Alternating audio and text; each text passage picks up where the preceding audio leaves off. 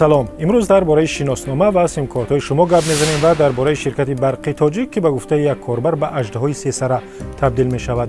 غوغا درباره عوض کردن سیمکارت‌ها مثل غوغا پس در شعبه‌های شناسنامه‌دهی ادامه دارد. Все равно ажиотаж будет в самый последний момент.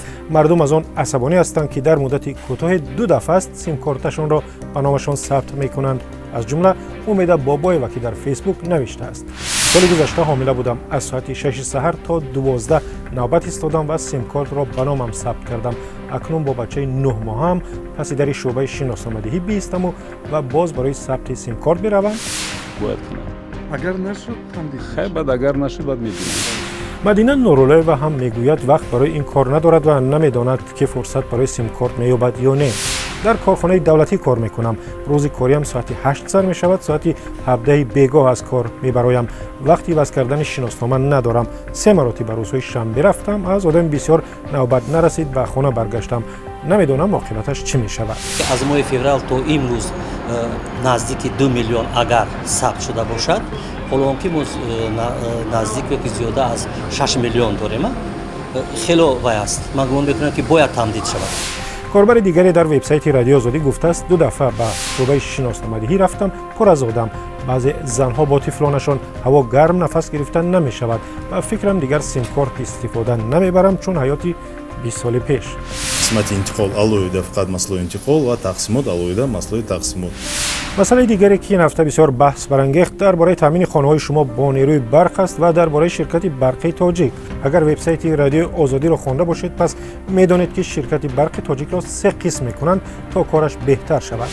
وابسته به خصوصی گردانی آنها یگان مسئله در این سمت این زمان قرار قبول کردن شده است و احتمالات آن تا به اتیول وردن سیستم ضرورت نیست. کاربر به نام اللهخواجه به این اصلاحات باور ندارد که گفته است اگر شرکت‌های فروش و انتقال برق خصوصی شوند و به خودی‌ها داده شوند آنگاه نرخ نیروی برق 10 مرتبه بالا می‌رود. خوبترش این شرکت‌ها را به خارجی‌ها بدهند تا آنها از مردم عادی و دارا یک خیل پول جمع کرده دزدی برق را به صفر برسانند.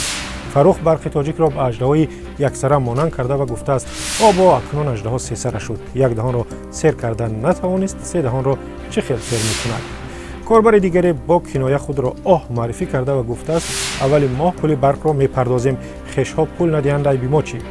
اگر پول آبیاری را ندهیم سرمان را راستا میتراشند. و شما هم بنویسید، استحاله یا شرم نکنید و ویدیوهای جالب خود را به ما بفرستید. مثل این دوسته که ویدیوی را از نزدیکی وحدت به ما فرستاد. ویدیو دود غلیظ کارخانه سمنت یاقوت را نشان میدهد که به گفته مؤلف تا به فیض آباد میرسد و این کارخانه از تجهیزات کهنه استفاده میکند که در چین استفادهش را منع کردند. مؤلف ویدیو میگوید اگر شرکت درآمد یک ماهش را برای نوسازی تجهیزات صرف کند آلودگی از بین می رود. شما هم ویدیو، عکس و فکر و اندیشه‌هایتان را فرستید از طریق واتساپ، وایبر و تلگرام و ایما. منتظر ویدیوهای شما هستیم و تا دیدار در برنامه‌های دیگر.